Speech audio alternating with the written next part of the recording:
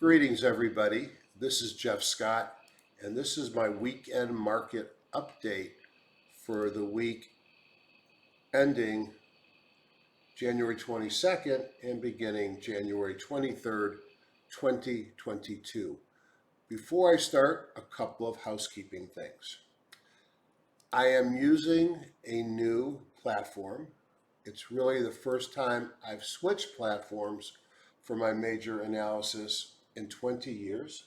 I still use HGSI, still find it to be a wonderful program, but I think there's some benefits that I've been showing you over the last several weeks in wealth charts. When I do a review predominantly in wealth charts, as today's will be, I am not going to post it on the HGSI board. Therefore, it's imperative that if you want to continue getting notifications of my videos, that you actually go into YouTube, and on YouTube, Jeffrey Scott Stocks, you make sure that you sign up for subscription and notification. There's no fee whatsoever. Also, since I will be posting on YouTube, remember that usually there's a comment section, and if you open it up above the comments, I think there's remarks I can put. You can get a link to a 4K download. For those of you who I met this week at Wealth Charts, I would look only at the current reviews and going forward, because the past reviews might confuse you because I was bouncing around between a number of different programs. I hope you find these useful. Please give me comments. And there's a gear in the lower right corner of the video, and when you click on that gear, you can change the resolution. Please make sure you're watching this in high def. I record this in 4K, and the standard definition just doesn't look good. I'd also like to thank Rob Hoffman for inviting me to speak at his Wealth 365 event. I spoke on Monday and again today on Saturday. The attendance was unbelievable for both dates, and I hope I meet and get a lot of new folks to my site and YouTube because of my presentation. So I titled today, Stocks on Sale Are Further Markdowns Ahead, and my email address is hgsidoc@gmail.com. I respond to emails and I respond to comments on the YouTube site. My goal is to keep these down to 30 to 35 minutes, and I'm 3 minutes in. I got 32 minutes left. This is for educational purposes only. Any recommendations are in the spirit of education, not investment advice. I am a doctor, not a broker. The tools demonstrated are those that I use in my daily trading. I paid for the tools I demonstrate, and trading involves risk, and you alone are solely responsible for any investment decisions you make. Now, I'm going to start with what's the expected move chart. Now, I look at this in Thinkorswim because you have to have option pricing for you to actually see this chart be created. And the expected move is basically the cost if you were to buy a put and a call at the strike price on Monday morning or the closing price from Friday. And so again, if you're buying the call and buying the put, you're buying two premiums, paying two premiums, and you'd have to have a significant move for that trade to turn positive. Now you're buying that option spread from the smartest money in the market, the option money makers, and they don't want you to win on that trade. So they're going to price that so that there's somewhere between a 75 and 80% chance, and when I've done the math in real life, closer to 83, looking historically, 83% of the chance that the stock or future or index, the underlying, is going to move less than what you bought for that spread. If it moves less than what you paid for, then they make the money on the difference. So if you're buying this option spread, you have to hope for a big outsized move or you will lose money. Now, the expected move chart, which I've been using for some time, gives me a sense both every day what to expect in the market and also give me a clue as to how the market performed this week. So let's take a look at that. We're going to start with the E-mini. So imagine that you were sitting here last week on Monday. If you bought the spread, remember you're buying a call and buying a put, and the delta between the white and the green is the amount of premium you're paying. The white and the red is the amount of premium you're paying. So if you hold the option till Friday close, you can only win one side. So it's guaranteed that one of those options is going to expire worthless.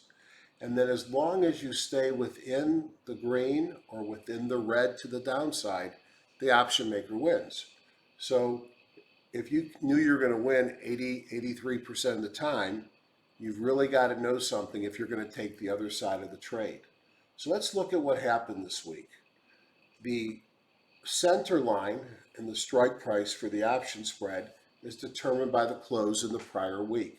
So you could see here on Monday that not only did we trade all the way down to the lower range, we actually stuck our nose below that and closed right at the limit of the expected move. That is remarkable. So if you were the person who sold the spread, you're going to get nervous, but you're also going to expect a reversal right back inside. But we didn't see that. In fact, Tuesday we opened, we traded up, and then we sold. Actually, it was Tuesday we would have started because it was a 4-day week. Wednesday we opened, traded up, and closed down hard.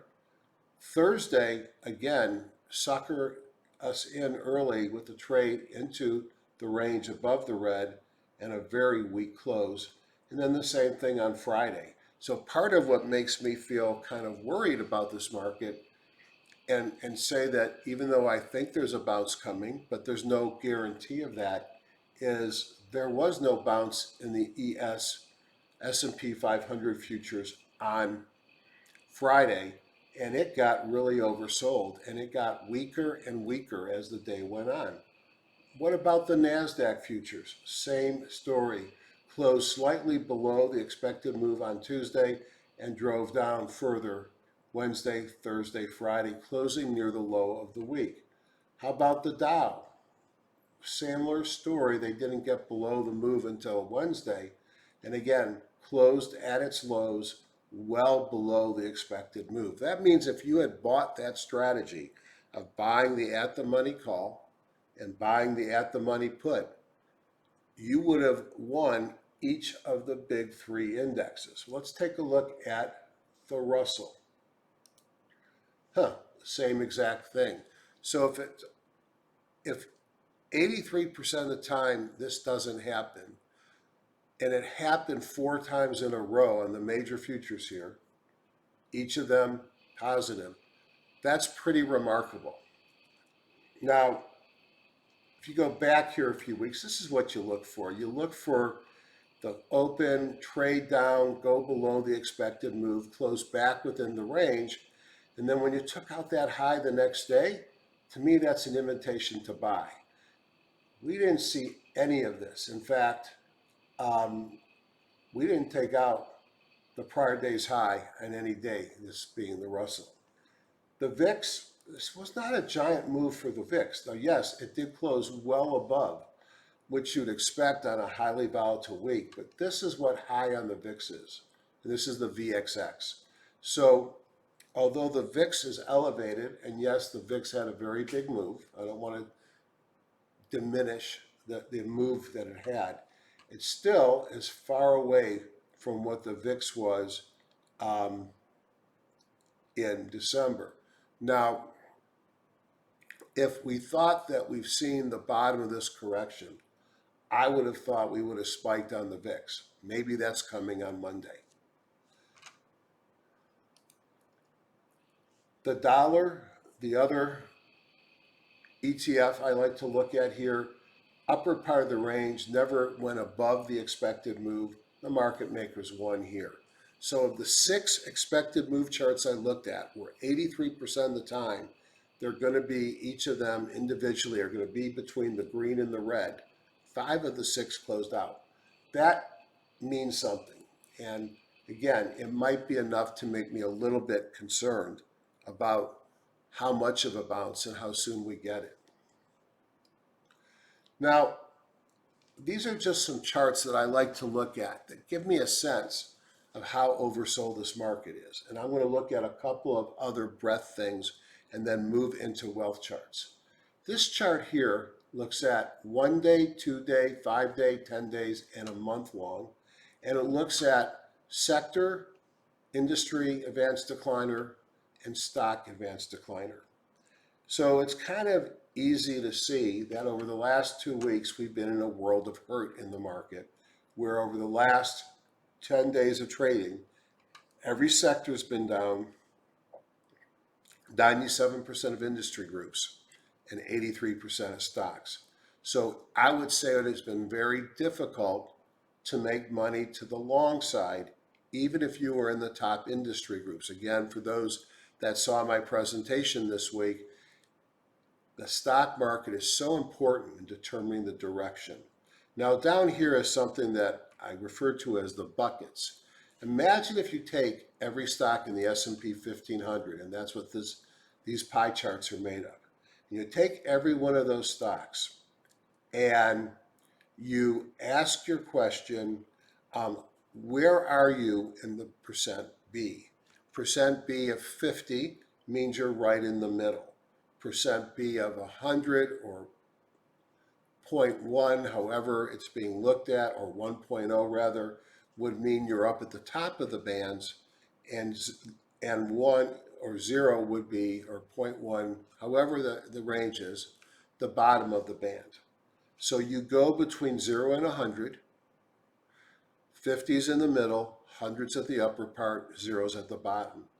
It turns out that in times of high extension to the upside or downside, you start to see stocks drop below the Bollinger Bands. Now, or go above them. 90% of the time, stocks should be within the 2 standard deviation moves. Somewhere between 90 and 95%, they should be within the Bollinger Bands. So when I see a stock go above the Bollinger Bands, I start to think the stock's going to revert to the mean and come down. It's getting extended. And when I see a stock drop below the Bollinger Bands, I'm concerned that it's oversold and it's going to revert to the mean. 40% of the S&P 1500 on Friday closed below their Bollinger Band. This is major extension. Can it get higher? It certainly can. In a bear market, it may go on for weeks, and where 99% of the stocks are below the midline of their Bollinger Band, and I start to see 60, 70, or 80. But in garden variety corrections, this is a point where I expect a bounce. I'll show you more data to support that. If we look at sectors over the last month, only 2 have been positive. The shorter time points, all the sectors were negative. And the only things that have been up over the month have been energy, which has been a big mover, and financials. Now, I look quickly at the 10-year and the 30-year. They both eased a bit, but really minimal difference. I like to look at the NYSE for the advanced decline line, and you could see in white, maybe it's a head and shoulders and it broke down, but at the minimum, I've got lower highs and lower lows. So the AD line has broken down on the NYSE, and these colors, which have all started to fall, led by the IWM, followed by the Qs with the NASDAQ, with the spiders and the Dow up above, show me that the major index ETFs are also rolling over, and the weakest being the small stocks. Down here, with a little weakness in interest rates, the bonds ticked up just a tad. Now, breadth is taking a hit. If you look at the stocks above the 200, you can see they dropped precipitously this week, and now only 27% of the stocks in the S&P are above the the 200-day and 22% are above the 40. So we saw significant weakening there. And again, not a short-term overbought, but at least suggesting some short-term oversold and perhaps an opportunity to see a bounce. Bounces might just be a bear trap. If we look at the 12-week or 3-month new high, new low, and you can see that the percentage of stocks with the new high, new lows at 0.22 is really at a point, and I probably can move this line up some because you can't be minus percent, where the market always seems to reverse. So this here tells me we've got a reversal coming. Now, we'll soon find out whether this was a run-of-the-mill correction and we go back to test new highs, or if this is the start of something worse. Perhaps the best thing and the likely thing as we see is that Monday opens and sells off hard, because sometime between 10 and 11 o'clock there's going to be a lot of margin calls after a week we just had. Look at things like Amazon and Shopify. If you had many of those shares, they're down so much and they're so high value, you're going to have to cover something. So those calls may drive the market down. But hopefully Monday or latest at the Tuesday, you're going to see the market recover. Now that recovery, we'll talk more about it when we look at the charts, in my opinion, is likely to be a bull trap. And it's likely to sucker more money in, because I'm not convinced that we're done going down. But you got to play the market we have, not the one that I think we might have days in advance.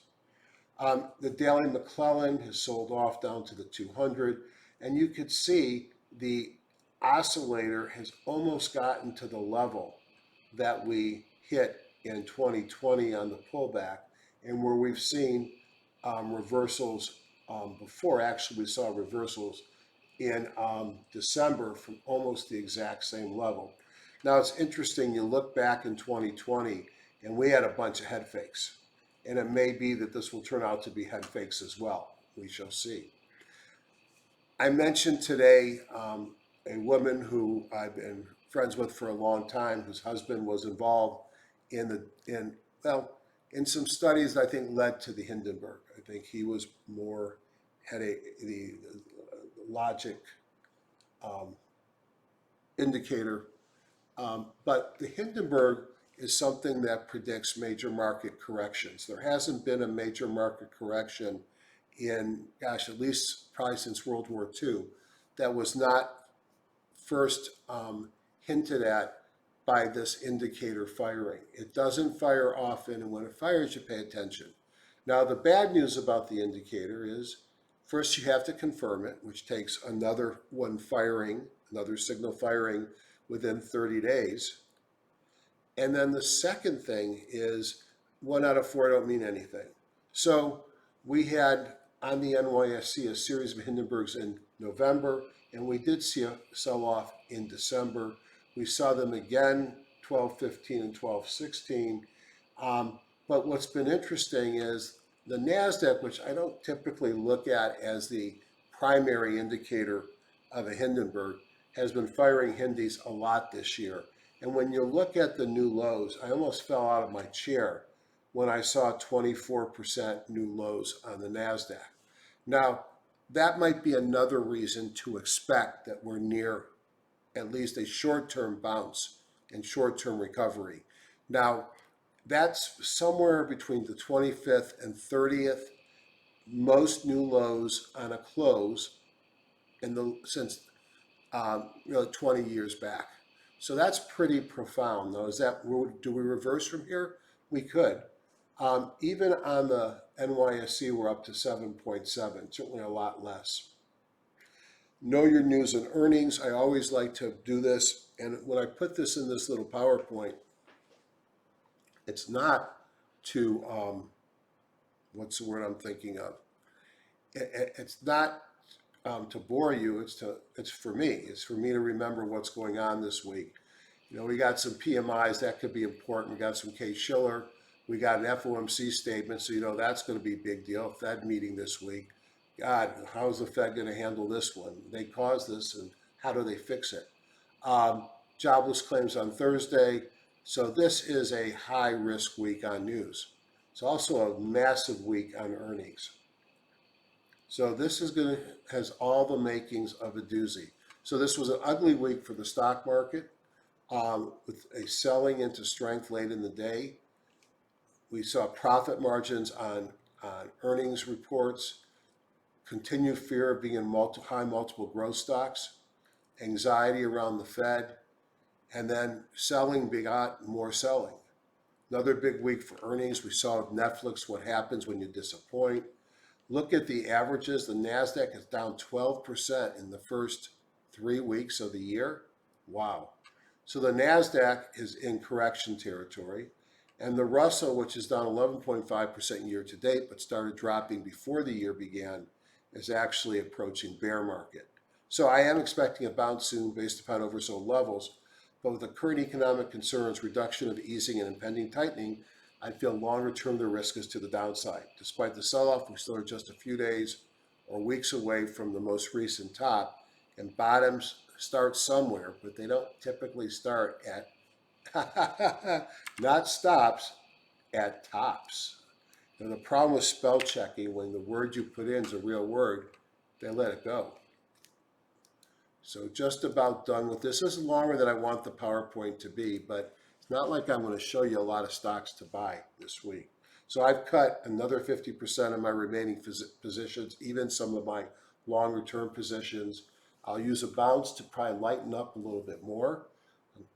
I'm looking for that bounce to also originate some more shorts, whether they're contra ETFs or selective put buying. But before I even think about being more bullish, I've got to see stronger closes. So my word and my advice is be careful, use stops, beware margin in this type of a market, and don't overtrade. So I still think this is a correction. At the Wealth 365, so many people talked about correction.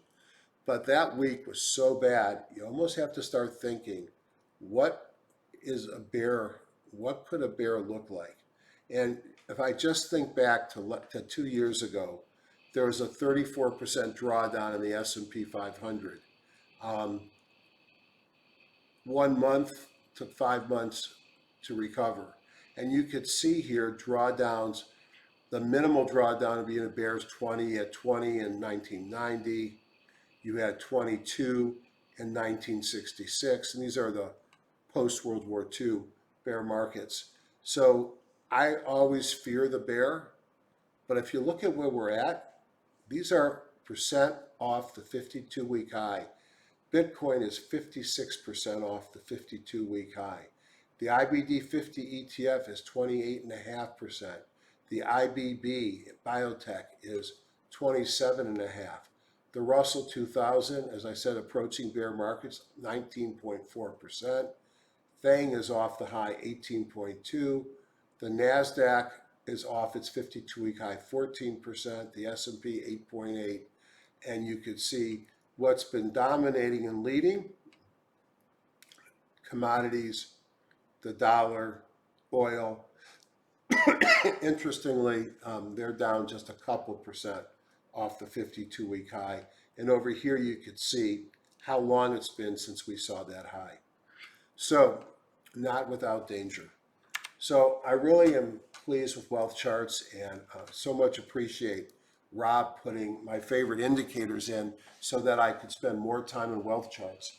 And this was so much fun this week as my friend Dr. Keith Wade also got his indicators in, and we shared the podium, so to speak, virtually, talking about how to trade while working for a living. And that was a lot of fun. So, you know, I talked about the indexes. We looked at the charts on the expected move. But start here by looking at my 3 time frame bongos, the daily, the weekly, and monthly.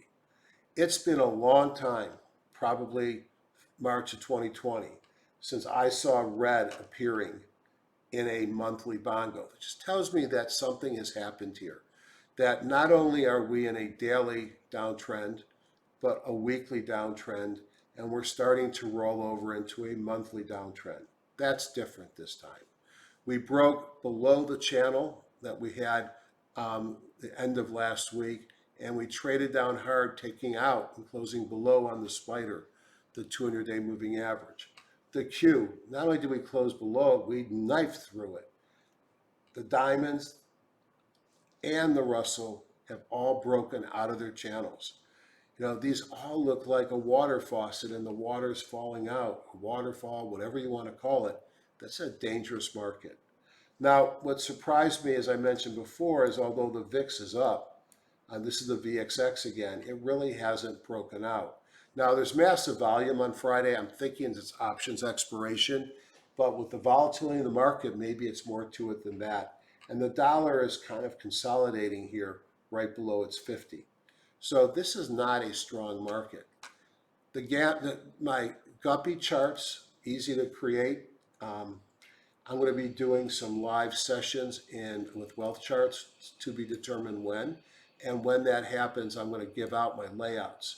But wealth charts also includes, if you're an annual member, something called the wealth signal. I found it to be very useful, especially on the indexes. So the guppy charts are looking at the index versus a lot of moving averages.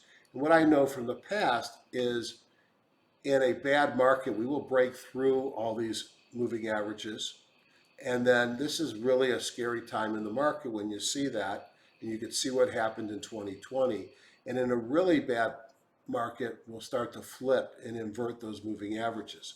While in a bullish market, we run right up them. And so piercing them occurs during some rougher times, but a pierce like this is very uncommon. So what's got me alarmed is watch what happens as we move forward in the spiders. We broke through and we're getting down to the lower areas. We busted through totally on the diamonds and on the Q and on the Russell. This does not feel like the same corrections that we've seen over and over again. It still may be, and I sure hope it is, because I have a long-term account with some bankers that's probably still big in stocks. Also note that you had the wealth signals firing off on each of these this week as the market rolled over. A couple other things that have me bothered. I know that in a good market that the spiders are going to outperform TLT. And when the TLT starts to outperform the cycle, the spider, it signifies some significant issues for the market. So let's look at a weekly chart here. And you can see the moving average has not caught up yet, but look at the turn down of the spiders versus TLT. And if I bring it down to a daily chart, you can see the spiders are about to violate support. This is the December pullback. And when's the last time we hit the 200-day moving average on this chart? It's been a long time. So if the spiders are weakening versus bonds, that is a sign that might concern you about the market. If I look at the spider versus gold, and let's look at a monthly here, you could see how spiders versus gold, when the spiders are strong, you're going to be up here. Excuse me, here's the spider versus gold. When the spiders are strong, you're going to be up here. When gold is strong, you're down here. This is an hourly chart, and you could see that gold has picked up a lot of strength. Neither of those you want to see if you're bullish on this market. And when I look at the S&P sectors, looking at ratio charts of the sectors versus the spider, you're going to see that energy is super strong. Staples is turning up. Utilities are turning up, and healthcare are turning up. What does that look like to you? To me, that looks like a defensive posture. Materials neutral, communications are hammered, financials neutral turning down, industrials neutral turning up, and so on and so forth. Technology is still near the top, but it's had a pretty hard sell-off. Again, is this what you expect in a rip-roaring bull? Not me. And then I also like to look at what's working in this market, and let's look at the daily chart. This is the IWB, big stocks versus small stocks. And in the upper right-hand corner, you're going to be pointing there if large stocks are winning, and you're pointing there. And if I look at SPY G versus SPY V, growth versus value, you could see how most of 2021, growth was leading. So large cap growth was leading the market, think FANG. And boy, large caps have remained strong, but gold has sold off in favor of value. So I learned a lot right there. The next thing that I did is I started looking, actually did a quick look in HGSI, hence the comment about we're not going to look at a lot of stocks. And there wasn't one industry group that was showing me bullish force on the 2-day force. On the longer term were some of the precious metals. So this is a tough market. If I go and I look at charts and scans, I can look at a couple different things. If I look at Wealth Scanner and I want to drop my top-down index ETFs in, it's going to give me this is a machine learning language algorithmic score where the best come to the top and the worst go to the bottom. And what's leading here, energy, banks, gasoline, oil, commodities, banks, insurance, gold. So you could see where some of international dividend stocks interesting than more energy. So you could see that a lot of the defensive plays perhaps are leading here. I can look at sectors and look at what's leading as well. And this should match up with what I just showed you. And you'll see here that energy, staples, utility, real estate. This is totally what you'd expect to see in a defensive market. What's lagging? Communications, the spider, the whole industrials, discretionary. So this market has definitely turned more defensive. Now, what I really like about this program, similar to HGSI, but here I can use that daily algo score to rank things, is I can look at, let's look at strength to start with, and you can see there's very little strength in the market. Energy, utilities, and financials. Sort of a broken record there. Staples, defensive things have not moved up yet, but they've moved up some over the last couple of weeks. I can click energy, utilities, and financial services here, hit compare, and bring up the different industry groups. I can rank them with strength, click the top 5 or 10. You can see there's just a ton of energy in banks here. And then when I hit compare, I bring up the stocks, again, ranked. And what I like to do is I like to take these and go down to maybe, well, sometimes there's a lot more stocks, but I'll go down to maybe 750 here. And then I will add these to a watch list, and let's see what watch list we've hooked it up to.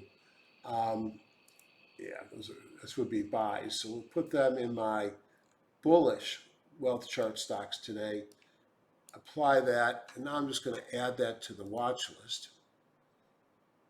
And so now I can do all kinds of manipulation with that. And again, I'm not expecting to show you anything to go long with.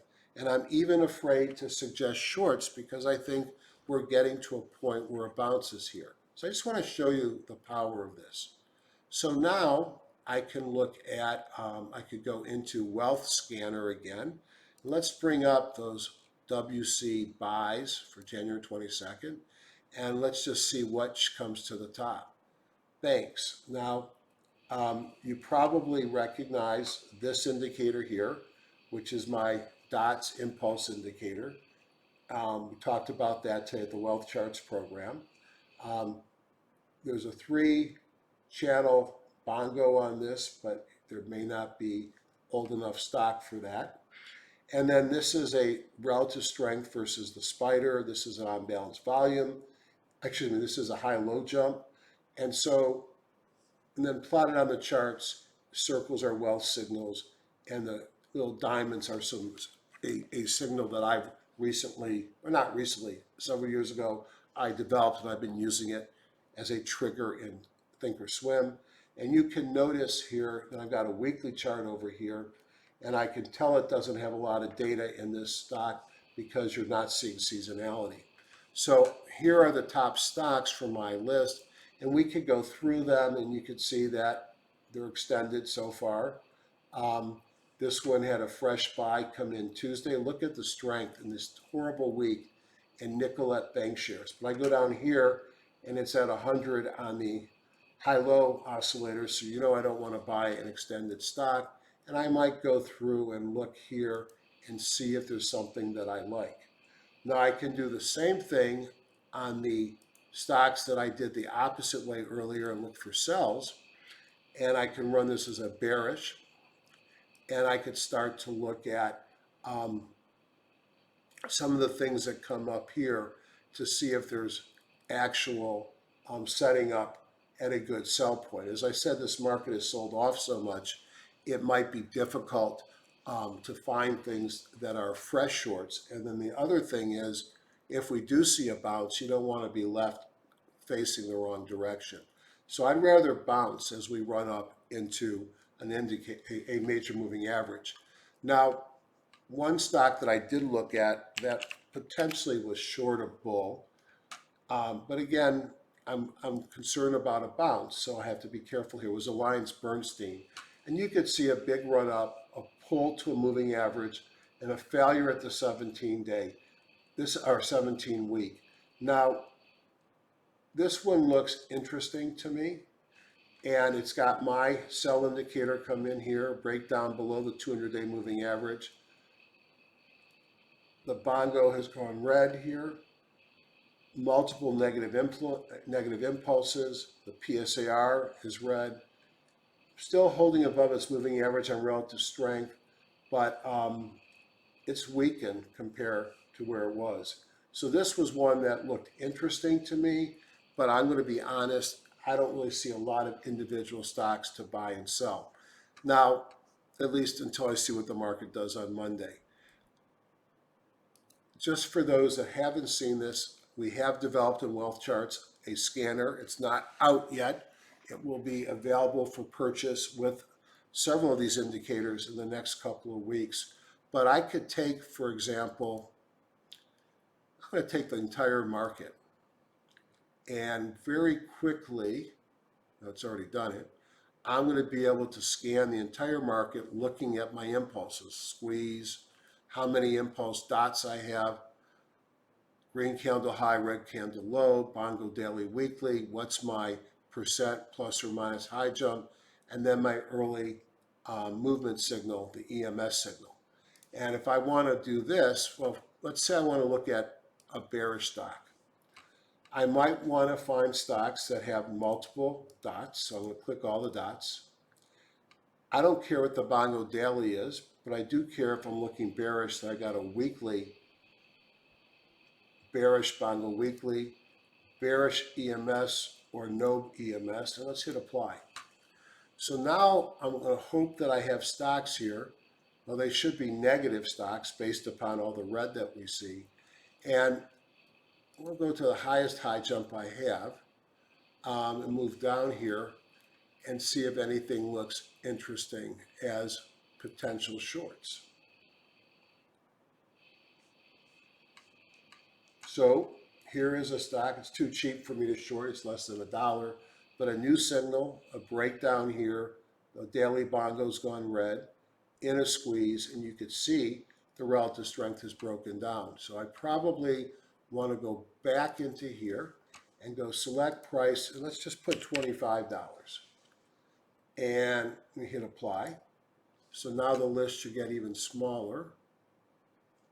Let me make sure I did that right. 25, greater than or equal to, and apply. And so now I could start going down my list and looking for stocks that might be interesting. So here's a stock that ran back up to the 50. It's not a cheap stock. It's certainly in a long-term downtrend. Boy, has it been in a downtrend. Proto Labs. It failed multiple times at the 50 daily, broke down this week, two impulse indicators out of a squeeze, and the relative strength kind of floating around at the same as the spider. So I might go down this list, starting to look for stocks that might be in appropriate shorting positions. Um, so I really like this. I could do the same thing for the buys. And again, I want the dots. I want the Bongo Weekly to now be bullish, turn off the bearish, and then the EMS will leave it as bullish or no signal. Hit apply. And you could see I don't have a lot of stocks here. And let me put, I got my price thing in here. And again, we could start to look. Now, this is a biotech contra ETF, BIS, and you could see biotech is bad and this thing has gone crazy already. And you could start to run through these. If the high jumps at 100, I know that each one of these is expended. This is the dog ETF, so it's a contra that goes up when the Dow is down. That one looks impressive and perhaps, although it's overbought by numbers, doesn't scare me as much, and you could see how much it's fallen over time. But this is just a great tool for looking at the market, the ratio charts, looking at the sectors, and then you have all the tools from a top-down perspective and the algorithmic relative strength, not relative strength, the wealth strength, the wealth signal strength here, which has been incredible. And then lastly, a true algorithmic signal in Wealth Finder. You can stick your list in here and then start to watch this populate during the day, and you can start to identify short, medium, or long-term strength. And obviously, if you're a day trader, you care more about shorter time frames, of which I've turned off many of those time frames because I'm not a day trader. Well, I thought I did on one of my other charts. Yeah, I should have. The 2 minutes, I thought, well, the 2 minutes are turned off here. So you have a number that you can turn off as well. So great program. Look forward to showing you how I use my indicators and my scanner. And sorry I went long this time, but I think the market was worth talking about. You all have a great weekend, what's left of it, and we'll see you in the next week or two. Thanks, everybody. Good night.